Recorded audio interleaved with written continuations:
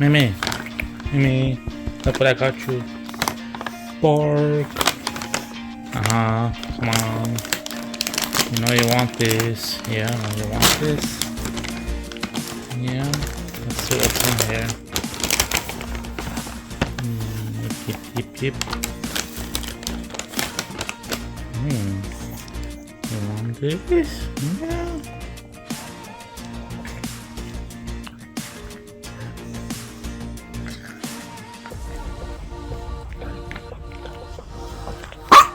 These are the bark jerky style treats with peanut butter. They have like peanut butter like glazed on top, and when you look at the bottom, all of them have like peanut butter in the bottom. It's pretty cool.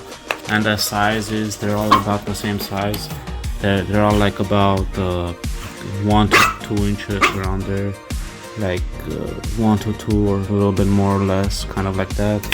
And they are kind of strong in a way, but not too strong. You could like rip it if you want. I kind of give it to my dog, like I just hold it and she just comes and tries to rip it apart. Yippee. This way she likes to play with it a little and then eat it. Kind of like that. It's kind of crunchy in a way, not really that soft. My dog likes it.